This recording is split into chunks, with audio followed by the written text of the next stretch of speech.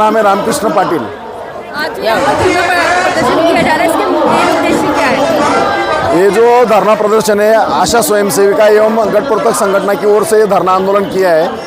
वो जो आंदोलन है ये आंदोलन राष्ट्रीय आरोग्य अभियान के अंतर्गत जो भी आशा वर्कर और बीएफ काम करती है, आरोग्य सेवा घर घर में पहुंचाने का काम करती है, उनकी मांगों को लेकर ये धरना प्रदर्शन यहाँ जंतर मंतर दिल्ली में किया जा रहा है। उनकी जो प्रमुख मांगे हैं उनकी जो प्रमुख मांगे वो मांगों को लेकर ये धरना प्रदर्शन है। उनमें जो मांग है वो है कि आशा स्वयं सेविका और जो बीएफ है उनको उनका जो काम है अत्यंत महत्वपूर्ण काम है, वो काम का जो उनका मुआवजा दिया जाता है, मुआवजा दिया जाता है, वो बहुत ही अत्यल्प है, उसमें ग्रोथ होना चाहिए। इसीलिए किमान वेतन जो अपना कानून है वो किमान वेतन कानून मतलब मिनिमम वेजेस के अनुसार उनको वेतन मिलना चाहिए। उनको रिटायरमेंट के बाद पेंशन मिलनी चाहिए। उनको ऑनलाइन काम की कंपलसरी की जाती है, तो ऑनलाइन काम की जो कंपलसरी की जाती है कि ऑनलाइन काम के लिए जो साधन लगते हैं उनकी व्यवस्था करनी चाहिए। इसमें मोबाइल है, इसमें मोबाइल का रिचार्ज जो दिया जाता है वो बहुत ही कम है, उसमें ग्रोथ होना चाहिए। ये सब मांगों को लेकर ये धरना प्रदर्शन हम लोग यहाँ कर रहे हैं। आप कब से कर रहे हैं ये मांगे हम कम से कम 15 साल से ये मांग कर रहे हैं, लेकिन गवर्नमेंट कोई ध्यान नहीं दे रहा है। इसके लिए हम लोग बार बार यहाँ आते हैं और बार बार धरना आंदोलन करके चले जाते हैं, फिर भी गवर्नमेंट वो मांगों को लेकर कोई निर्णय नहीं ले रही।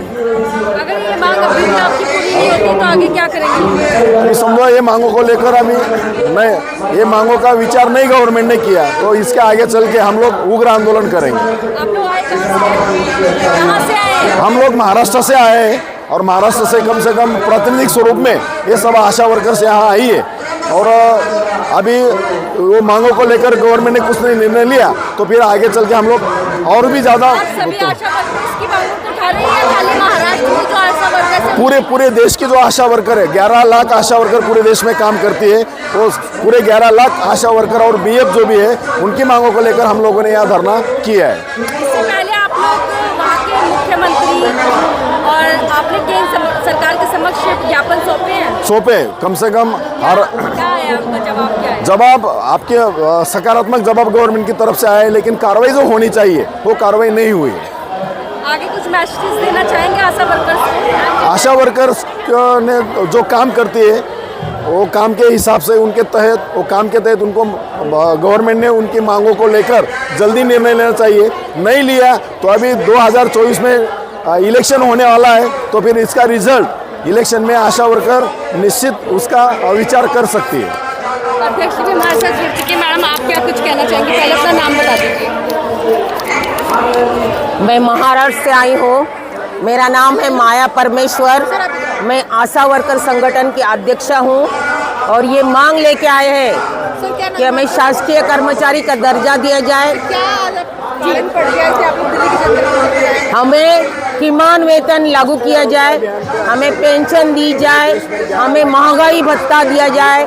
और हमारी पहली ये मांग है कि हम लोगों ने कोरोना काल में बड़ा सहयोग किया है, छोटे से लेके जच्चे से लेके बच्चे तक हमने जो काम किया है, तो सरकार ने चाहिए और हमें बढ़ोतरी होनी चाहिए, ये हमारी मांग है। वो गिर गया। बढ़ोतरी होनी चाहिए, ये आपकी मांग है? यस। आप महिला हैं मैडम, महिलाओं के लिए क्या कुछ कहना चाहिए?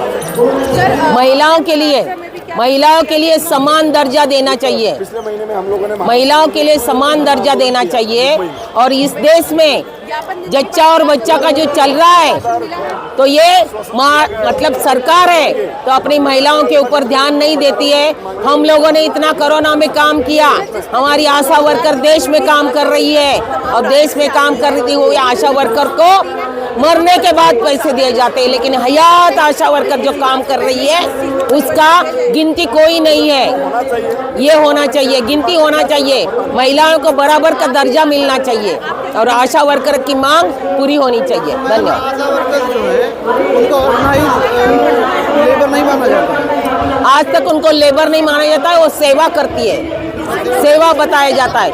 अपने देश में अनेक राज्यों में, जैसे हमारे महाराष्ट्र में नहीं है मानो, आशा वर्कर कहते हैं, लेकिन अन्य राज्यों में इसको आशा बहू कहते हैं। बहू यानी के घर की बहू जो हर काम करेगी, लेकिन बहू का सम्मान नहीं दिया जाएगा, तो सम्मान देना चाहिए। हाँ, आशा वर्कर को कितनी सैलरी मिलती है? सैलरी नहीं मिलती है। जो काम करेगी, मानो डिलीवरी कराने जाएगी, मानो किसी को टीबी की गोली देगी, मानो किसी को अभी छोटा इंजेक्शन देगी, जो भी कुछ देगी उसके हिसाब से पैसे मिलते हैं। तो आपकी मतलब डिमांड क्या क्या है? क्या डिमांड हमारी है कि स्थायी हमको मानदेय दिया जाए, बढ़ोतरी, मानधन बढ़ोतरी हो जाए। हमारी मांग है कि शासकीय कर्मचारी का दर्जा दिया जाए।